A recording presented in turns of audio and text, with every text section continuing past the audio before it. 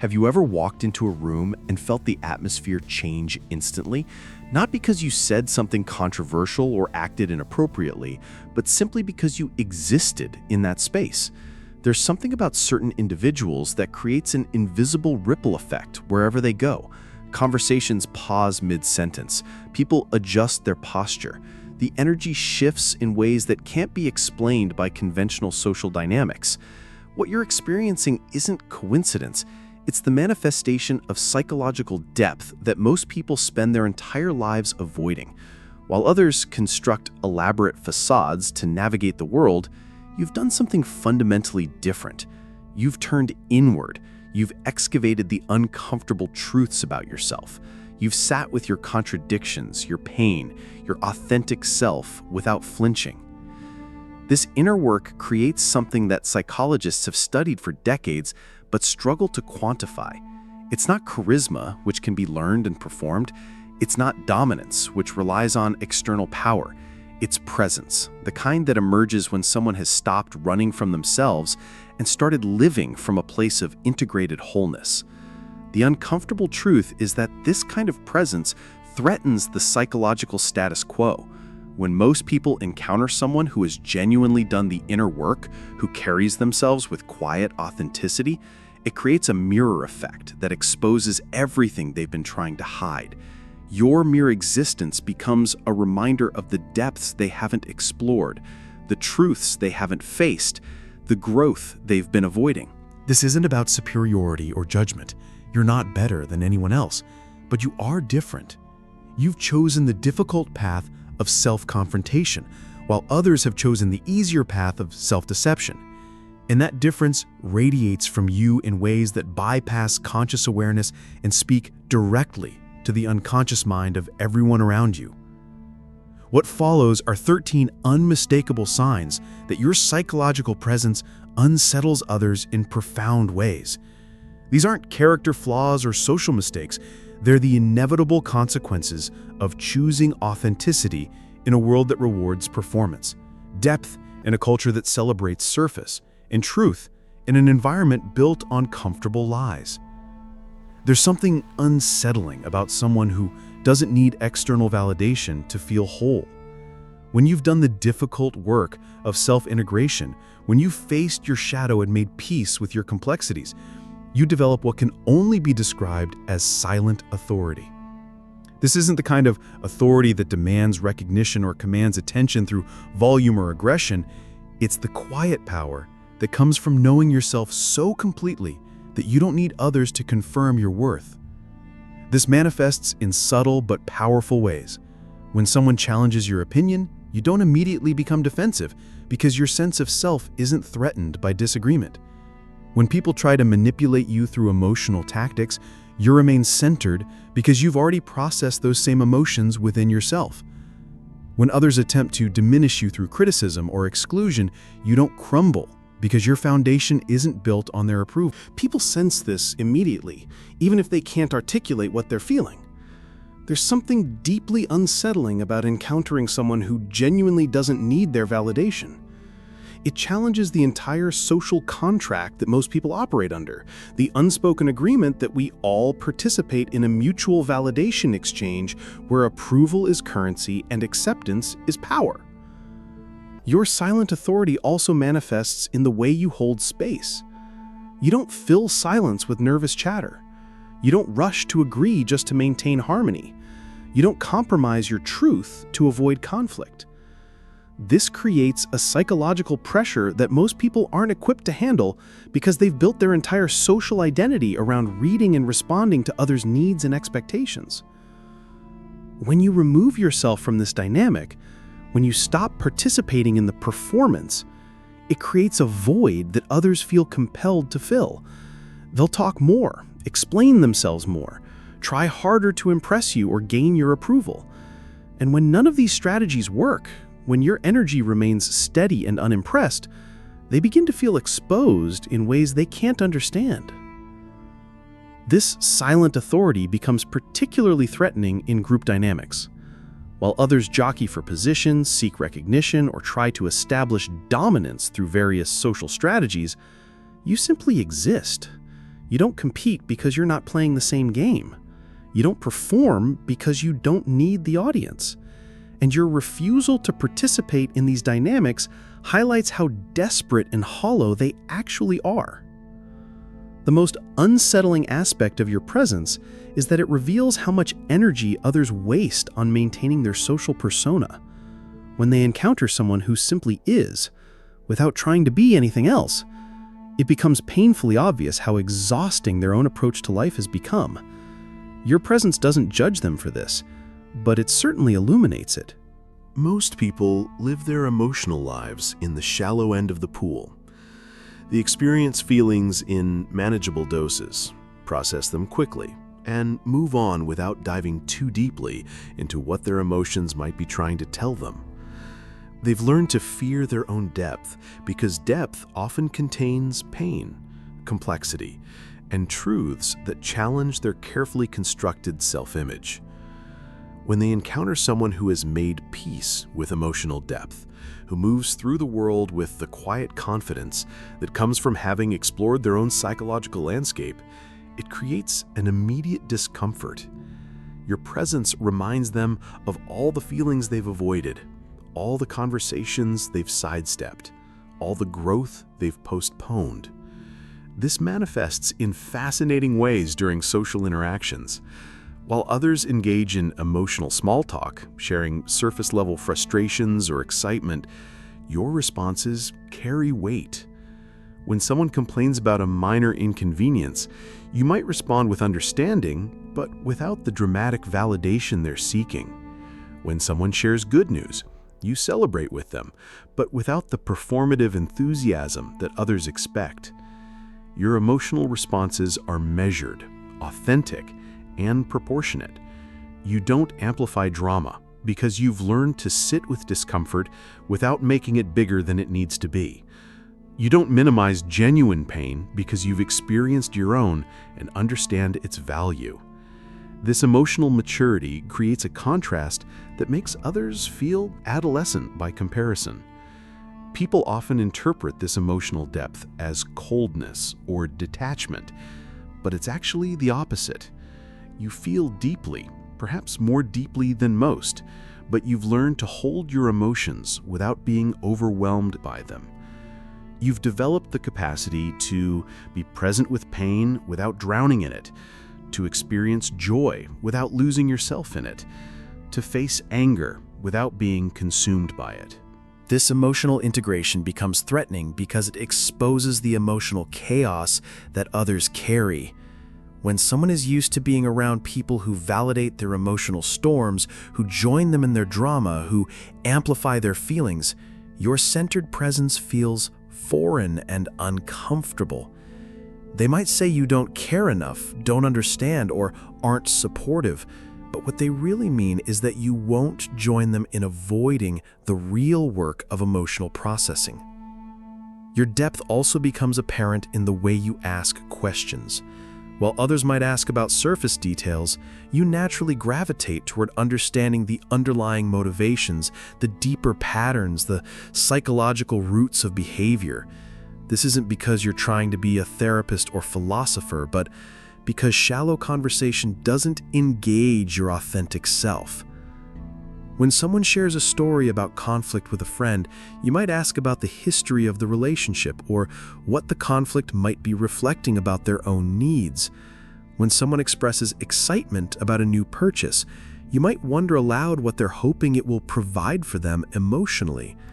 These aren't calculated responses designed to unsettle, but natural expressions of someone who thinks and feels in layers. The discomfort others experience isn't really about your depth, it's about their avoidance of their own. Your presence serves as a constant reminder that there are richer, more authentic ways to experience life, and that reminder can feel both inspiring and terrifying, depending on someone's readiness to grow. There's something uniquely threatening about encountering someone who has stopped pretending. When you've done the work of self-acceptance, when you've integrated the parts of yourself that you once rejected, when you've stopped trying to be who you think you should be and started being who you actually are, you emit a frequency that others feel but can't always identify. This authenticity manifests in countless micro moments throughout your interactions. You don't laugh at jokes you don't find funny. You don't agree with opinions that don't align with your values. You don't participate in conversations that feel meaningless to you. None of this is done with judgment or superiority. It simply reflects your inability to participate in inauthentic exchanges. When others encounter this level of authenticity, it triggers an unconscious recognition of their own performance.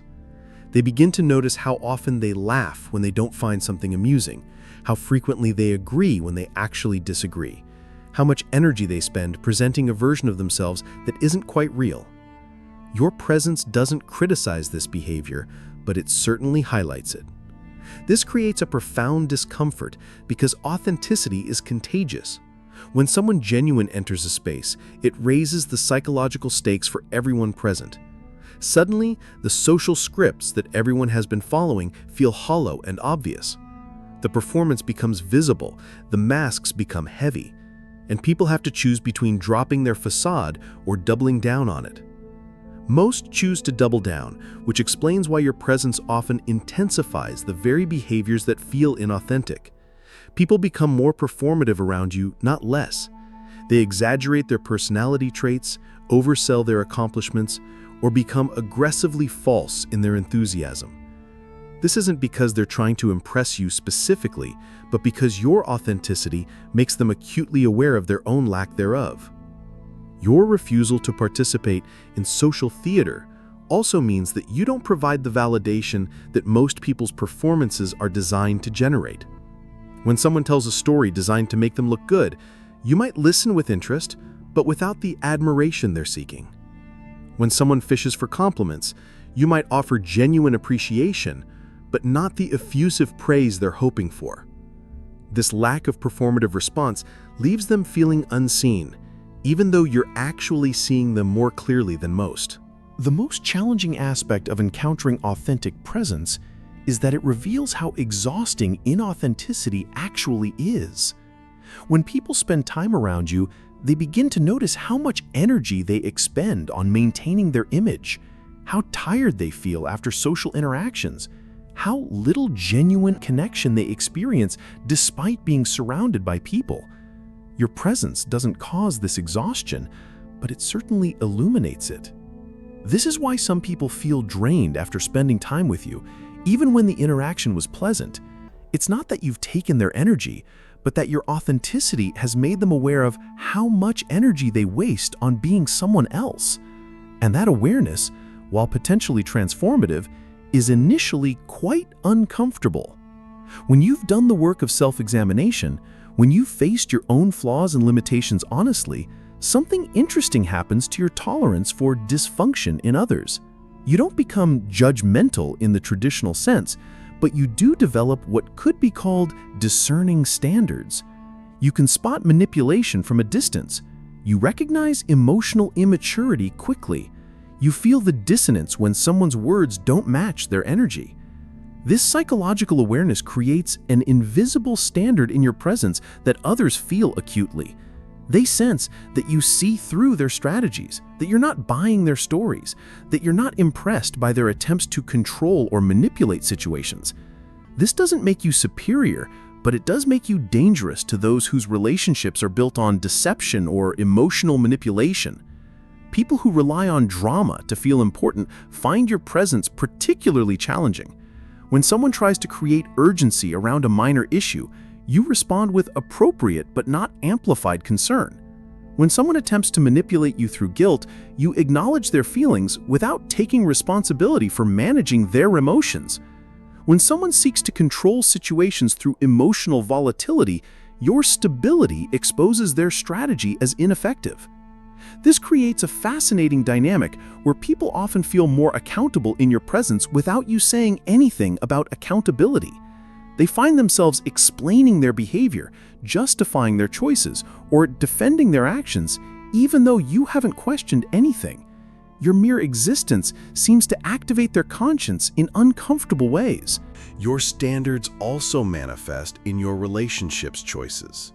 You don't maintain friendships that drain you just to avoid loneliness. You don't stay in romantic relationships that require you to diminish yourself. You don't participate in family dynamics that demand you play a role that doesn't fit who you've become. This selective approach to relationships isn't about being difficult or demanding. It's about honoring the person you've worked so hard to understand and accept. Others interpret this selectiveness as arrogance or superiority, but it's actually self-respect. You've learned that your energy is finite and precious, that your emotional well-being matters, that you don't owe anyone access to your inner world just because they desire it. This boundary setting can feel threatening to people who are used to having unlimited access to others' time and energy. Perhaps most unsettling is your ability to remain unimpressed by external markers of success or status that others use to define their worth. Someone's job title doesn't intimidate you. Their wealth doesn't make you feel inferior. Their social connections don't make you feel excluded. This isn't because you're competitive or because you believe you're better, but because you've found your sense of worth in places that external circumstances can't touch. When people realize that their usual strategies for impressing, controlling, or manipulating don't work on you, they often resort to more extreme measures. They might become overly aggressive, attempting to provoke a reaction. They might become excessively charming, trying to break through your discernment. Or they might become cold and distant, protecting themselves from what feels like judgment, even though you haven't judged anything. Your presence serves as an unwitting catalyst for people's unconscious patterns to surface. When someone has spent years suppressing certain aspects of their personality, avoiding particular emotions, or denying specific truths about themselves, encountering your integrated energy can cause these buried elements to stir uncomfortably close to consciousness. This happens because psychological integration creates what researchers call a coherence field. Your thoughts, emotions, and actions align in ways that create a harmonious energy signature. This coherence acts like a tuning fork, causing others to unconsciously attune to your frequency, which often reveals the discord in their own psychological state. People might find themselves feeling angry around you for no apparent reason, not because you've done anything to anger them, but because your presence has activated their suppressed rage. They might feel sad or melancholy after spending time with you, not because you've depressed them, but because your authenticity has touched the grief they've been avoiding. They might feel anxious or agitated in your presence, not because you're threatening, but because your peace highlights their inner turmoil. These unconscious reactions often manifest as projection, where people attribute their stirred-up emotions to something you've said or done rather than recognizing them as arising from their own unprocessed psychological material. They might claim you're negative when their own suppressed sadness surfaces. They might call you aggressive when their own buried anger emerges. They might label you as anxious when your calm actually triggers their own unacknowledged fears. Your presence also tends to activate people's abandonment issues, control patterns, and attachment wounds in unexpected ways. Someone who usually feels secure might suddenly feel needy around you because your self-sufficiency triggers their fear of not being needed.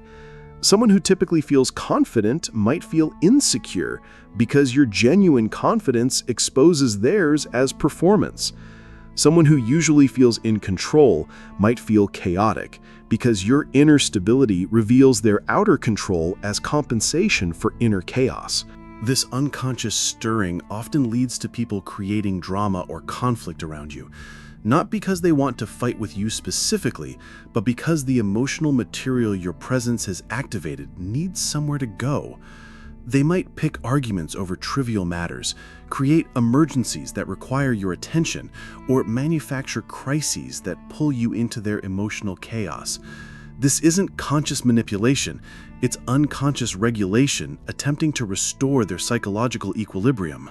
The most challenging aspect of this dynamic is that people often blame you for the emotions your presence activates, even though these emotions were already within them, simply dormant or suppressed. They might tell others that you make them feel bad about themselves, that there's something off about you, or that they can't pinpoint why, but something about you bothers them. What they're really describing is the discomfort of meeting their own reflection in someone who has stopped hiding from theirs. Understanding this pattern doesn't make it easier to navigate, but it does provide context for why people sometimes react to you in ways that seem disproportionate to your actual behavior.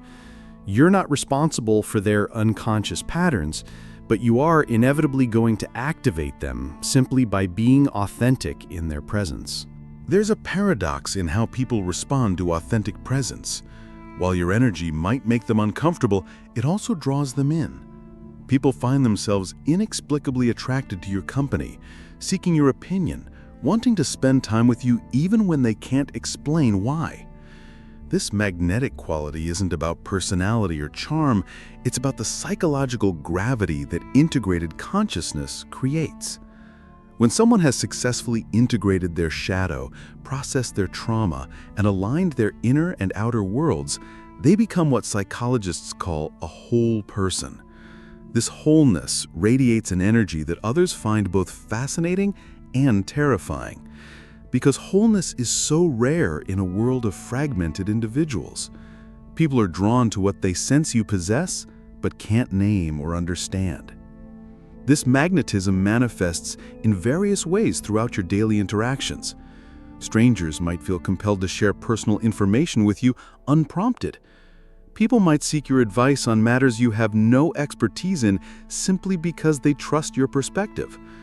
Others might find themselves opening up to you in ways they hadn't planned, revealing thoughts and feelings they usually keep private. The attraction people feel toward your presence is often accompanied by an equal and opposite repulsion. They want to be near you because your energy feels healing, grounding, and real, but they also want to distance themselves because that same energy exposes everything in them that isn't healed, grounded, or real. This creates a push-pull dynamic where people cycle between seeking your company and avoiding you entirely. You might notice that people often become more honest around you, sometimes to their own surprise. They'll share opinions they usually keep to themselves, admit to behaviors they're not proud of, or express feelings they've been suppressing. This isn't because you're particularly trustworthy or because you've created a safe space intentionally, but because your integrated presence naturally dissolves the barriers people usually maintain between their public and private selves. This honesty can be both beautiful and problematic. While some people feel relieved to finally be authentic, others feel vulnerable and exposed in ways they didn't consent to. They might blame you for making them reveal more than they intended, or they might feel angry that your presence somehow bypassed their usual defenses. The truth is, you didn't make them do anything. You simply created an energetic environment where pretense becomes difficult to maintain. The magnetic quality of your presence also attracts people who are ready for growth and repels those who aren't. You'll find that certain individuals gravitate toward you during periods of transition, crisis, or awakening in their own lives. They sense that your energy might catalyze something important in their own development, even if they can't articulate what that something might be. Conversely, people who are heavily invested in maintaining their current reality, who aren't ready to question their patterns or face their shadows, will often find reasons to avoid you. They might claim they're too busy, that your schedules don't align, or that they just don't think about reaching out. But the underlying truth is that your presence feels dangerous to the psychological structures they depend on to feel safe. Perhaps the most threatening aspect of your presence is how it functions as an accurate mirror for others' level of self-awareness. When you've done extensive inner work, when you've developed the capacity to observe your own thoughts and emotions without being overwhelmed by them, you naturally reflect this same observational quality back to others. This creates an immediate and uncomfortable awareness in people of their own level of consciousness, or lack thereof. Someone who speaks without thinking suddenly notices their words. Someone who acts impulsively becomes aware of their patterns. Someone who lives reactively starts to see their triggers. Your presence doesn't create this awareness through advice or observation, but through contrast. The mirror effect is particularly pronounced in how people experience their own emotional regulation around you. Someone who usually processes emotions through dramatic expression might notice how theatrical their responses seem in your presence.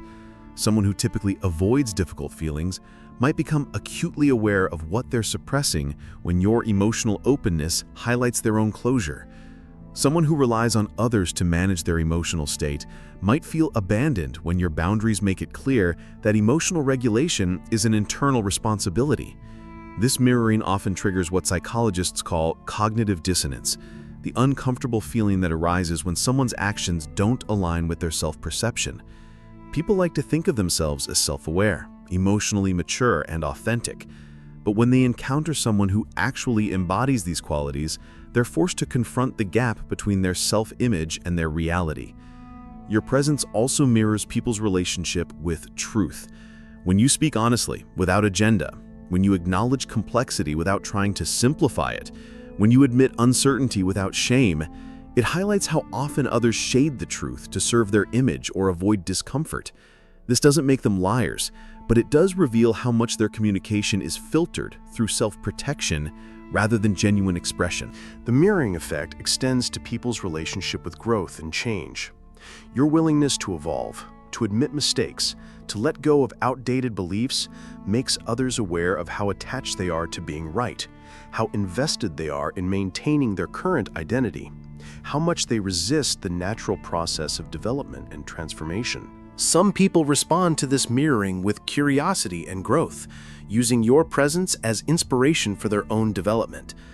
But many respond with defense and avoidance, either attacking the mirror or turning away from it entirely. They might criticize your approach to life, question your motives, or find fault with your perspective as a way of protecting themselves from the uncomfortable self-awareness your presence generates. Understanding that you function as a mirror helps explain why people often have such strong reactions to you that seem disproportionate to your actual behavior. You're not just interacting with their personality, you're reflecting their entire relationship with themselves back to them, and that relationship is often more troubled than they're ready to acknowledge. Your presence poses a unique challenge to established power dynamics, because true psychological integration creates a form of power that can't be taken away, bought, or manipulated. When you know yourself deeply, when you've processed your own shadows and traumas, when you've developed genuine self-respect, you become immune to the traditional leverage points that others use to establish dominance or control. This immunity manifests in subtle but significant ways. You don't seek approval from authority figures because your sense of worth isn't dependent on external recognition. You don't fear social exclusion because your identity isn't built on belonging to any particular group. You don't need to be right in arguments because your ego isn't invested in winning every conversation. This psychological independence makes you dangerous to people whose power depends on others' neediness. In workplace environments, this can be particularly unsettling. While colleagues might compete for recognition, seek validation from supervisors, or position themselves strategically within office politics, you simply focus on your work and remain largely unimpressed by the social maneuvering happening around you. Your indifference to these dynamics can feel threatening to those who've invested significant energy in climbing social ladders or establishing their position in organizational hierarchies. Your presence also challenges the power dynamics within personal relationships. In friendships, you don't participate in gossip as a bonding mechanism, don't take sides in petty conflicts, and don't allow others to use you as emotional dumping grounds without reciprocity. In romantic relationships, you don't lose yourself in another person, don't compromise your core values to maintain harmony, and don't accept treatment that doesn't align with your self-respect. In family dynamics, you don't automatically defer to traditional roles, don't enable dysfunction to keep peace, and don't sacrifice your well-being to manage others' emotions. These positions aren't taken out of rebellion or defiance, but out of self-knowledge and self-respect. You've learned what serves your highest good and what doesn't, and you honor that knowledge even when it makes others uncomfortable. This can feel threatening to people who are used to using emotional manipulation, guilt, or social pressure to get their needs met. Perhaps most challenging is your relationship with leaders and authority figures who haven't done their own inner work. When someone in a position of power encounters your integrated presence, they often feel exposed in ways that challenge their authority. They might sense that you see through their persona, that you're unimpressed by their title or status, that you relate to them as a human being rather than as the role they're playing. This can trigger defensive responses, where authority figures feel compelled to assert their dominance more aggressively around you, to test your compliance, or to find ways to diminish your influence within the group. They might assign you extra responsibilities to see if they can overwhelm you, exclude you from important decisions to maintain their control, or attempt to undermine your credibility with others. Your response to these power plays often confuses and frustrates those attempting them. You don't fight back in ways they expect because you're not invested in the power game they're playing. You don't seek revenge because you understand that their behavior reflects their own insecurity rather than your inadequacy. You simply maintain your boundaries, continue being authentic, and allow their actions to speak for themselves. Groups of people often maintain collective illusions that help them feel safe, connected, and validated. These might be shared beliefs about their organization, their social circle, their family, or their community. These illusions aren't necessarily false, but they're often incomplete, oversimplified, or designed to avoid uncomfortable truths. Your presence has a way of disrupting these collective illusions simply by existing outside of them. When a group has agreed, consciously or unconsciously, to maintain certain beliefs or ignore certain realities, your authentic presence can feel like a threat to the entire system. You don't necessarily challenge these beliefs directly, but your energy doesn't participate in maintaining them either. This lack of participation can feel like betrayal to those who depend on group consensus to feel secure. In work environments, this might manifest as your refusal to participate in complaining about management when you don't share those complaints, your unwillingness to gossip about colleagues when you don't see the value in such conversations, or your inability to get excited about company initiatives that don't align with your values. Your neutrality in these situations can feel like judgment to those who are emotionally invested in these collective positions. In social groups, your presence might disrupt the unspoken agreements about what topics are acceptable to discuss, what behavior is normal to engage in, or what values are shared by the group. You don't necessarily disagree with the group openly, but you also don't automatically conform to maintain harmony. This creates tension because it reveals how much of group cohesion is actually built on conformity rather than genuine connection. Family dynamics are particularly susceptible to this disruption. Families often maintain elaborate systems of roles, rules, and realities that help them function, but may not reflect the truth of individual members' experiences. When you've integrated your authentic self, you naturally resist playing roles that don't fit who you've become, even if those roles are expected or traditional within your family system. This resistance might manifest as refusing to enable a family member's dysfunction, declining to participate in traditions that don't feel meaningful to you, or simply being honest about your experience when the family narrative suggests you should feel differently. Your authenticity can feel like betrayal to family members who depend on everyone maintaining their assigned roles to feel secure. The disruption you create isn't intentional or malicious, but it is inevitable. When someone stops participating in collective illusions, it makes those illusions visible to everyone else. And once something becomes visible that was previously invisible, it's impossible to pretend it doesn't exist. This forces the group to either evolve their understanding or double down on their illusions, and most groups initially choose the latter. Your willingness to stand alone when necessary, to honor your truth, even when it goes against group consensus, creates a form of psychological leadership that others both admire and resent. They're inspired by your courage, but threatened by what that courage might require of them if they chose to follow your example. One of the most unsettling aspects of your presence is your emotional sovereignty, the way you take responsibility for your own emotional state without expecting others to manage it for you.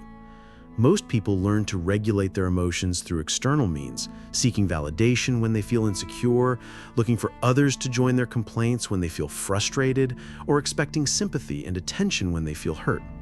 Your emotional sovereignty disrupts these patterns by removing yourself as a source of emotional regulation for others, while also not seeking the same from them.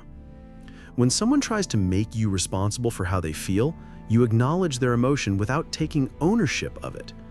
When someone expects you to validate their perspective to help them feel better about themselves, you might offer understanding without the agreement they're seeking. When someone wants you to join them in their emotional state, you remain centered in your own. This sovereignty can feel cold or unsympathetic to people who are used to emotional enmeshment, where boundaries between individuals' emotional states are blurred or non-existent. Your ability to care about someone without absorbing their emotions, to support them without losing yourself in their experience, to empathize without enabling, can feel foreign and uncomfortable to those who equate love with emotional fusion. Your emotional independence also means that you don't seek to manage others' emotions in return. You don't try to cheer people up when they're sad unless they specifically ask for that support. You don't attempt to calm people down when they're angry unless their anger is affecting you directly. You don't take responsibility for other people's comfort levels in social situations unless you've explicitly agreed to that responsibility. This approach to emotional boundaries can trigger abandonment fears in people who are used to receiving emotional caretaking from others. They might interpret your boundaries as rejection, your self-regulation as coldness, your refusal to enable as lack of caring. In reality, your emotional sovereignty often represents a deeper form of care, one that honors both your own and others' capacity for growth and self-responsibility. People often test your emotional boundaries unconsciously, escalating their emotional expressions to see if they can provoke you to join them in their state. They might become more dramatic in their storytelling, more urgent in their requests for support, or more intense in their emotional expressions. When these tactics don't succeed in breaking through your sovereignty, they might feel rejected or misunderstood, even though you haven't rejected them or failed to understand them. Your emotional sovereignty also extends to how you handle conflict and disagreement. You can engage with opposing viewpoints without becoming emotionally reactive. You can receive criticism without becoming defensive. You can witness others' emotional storms without getting swept up in them. This stability can feel threatening to people who use emotional intensity as a form of power or connection. The most profound aspect of emotional sovereignty is how it models a different way of being in relationship. Instead of the common pattern of emotional codependency, where people rely on each other for emotional regulation, you demonstrate that it's possible to be deeply connected to others while maintaining your own emotional center. This model can be inspiring for some and terrifying for others, depending on their readiness to take responsibility for their own emotional experience. Your authentic presence poses a fundamental challenge to the elaborate social performances that most people engage in daily. When you've stopped performing yourself, when you've learned to exist without constantly adjusting yourself to meet others' expectations or gain their approval, your presence makes everyone else's performance visible and exhausting. Social performance includes all the ways people modify their natural expression to fit in, stand out, or control how others perceive them. This might involve adopting different personalities for different groups, exaggerating certain traits to create a specific impression, or suppressing authentic responses to avoid social consequences. These performances aren't necessarily deceptive, they're often unconscious survival strategies developed to navigate complex social environments. Your presence disrupts these performances because you provide no audience for them. When someone tries to impress you with their accomplishments, You might respond with genuine interest, but without the admiration they're performing for. When someone attempts to gain sympathy through their struggles, you might offer compassion without the enabling validation they're seeking. When someone tries to charm you with their personality, you might appreciate their energy without being manipulated by it. This lack of response to social performance often confuses people because they're not sure how to relate to you. Their usual strategies for connection, influence, and validation don't work in your presence, leaving them feeling uncertain about how to interact with you. Some people interpret this uncertainty as you're being difficult, weird, or antisocial, when in reality, you're simply not participating in the social theater they're accustomed to. Your refusal to perform also means that you don't provide the social mirror that most people rely on to understand themselves. When someone is funny, they expect laughter. When someone is dramatic, they expect engagement with their drama. When someone is impressive, they expect to be impressed. When you don't provide these expected responses, people can feel invisible or unimportant, even though you're actually seeing them more clearly than those who simply react to their performance. The challenge to social performance becomes particularly apparent in group settings, where everyone except you is participating in the same social script. Your authentic presence can make the entire group dynamic feel artificial and forced. People might notice how much energy they're spending on managing impressions, how little genuine connection they're actually experiencing despite being surrounded by people, and how exhausting it is to maintain their social persona. This awareness often leads to group members either embracing more authenticity themselves or collectively excluding you to protect their shared illusion. The latter response isn't conscious or malicious, but it is predictable. Groups that depend on shared performance for cohesion will naturally resist influences that threaten that performance, even when those influences are positive and growth-oriented. Your challenge to social performance also extends to how you handle social rituals and traditions. You participate in activities that feel meaningful to you and respectfully decline those that don't. You engage with traditions that align with your values and step back from those that require you to pretend to believe or feel something you don't. This selective participation can feel threatening to those who've never questioned whether social obligations actually serve them. Perhaps the deepest and most unsettling aspect of encountering your presence is how it confronts others with their own unlived potential. When people meet someone who has actualized significant aspects of their authentic self, who has moved through fear to become more real, who has transformed pain into wisdom, it creates an uncomfortable awareness of their own unrealized possibilities. Your presence doesn't just reflect who others are, it reflects who they could become if they were willing to do the work you've done. This reflection of potential can be inspiring for some, but for many it's deeply threatening because it highlights the gap between their current reality and what might be possible for them. It forces them to confront the choices they've made, the risks they haven't taken, the growth they've avoided. This confrontation with unlived potential often triggers what researchers call existential anxiety, a deep uneasiness about the meaning and direction of one's life. When people spend time around your integrated presence, they might begin questioning decisions they've never questioned before, feeling restless about situations they've previously accepted, or experiencing a vague but persistent dissatisfaction with their current way of being. Your mere existence serves as proof that transformation is possible, that people can change fundamental aspects of how they relate to themselves and the world.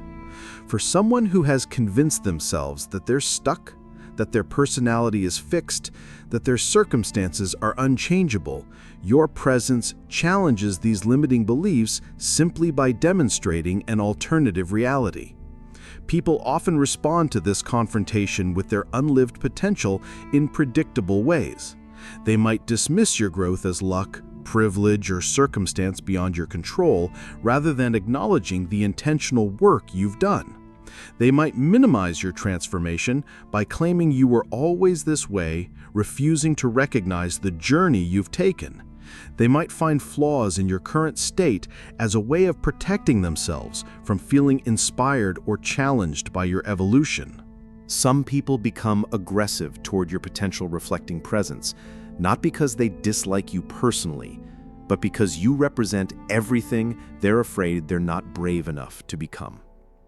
Your willingness to face difficulty, to sit with discomfort, to choose growth over safety, highlights their own avoidance patterns in ways that feel accusatory, even though you've never accused them of anything.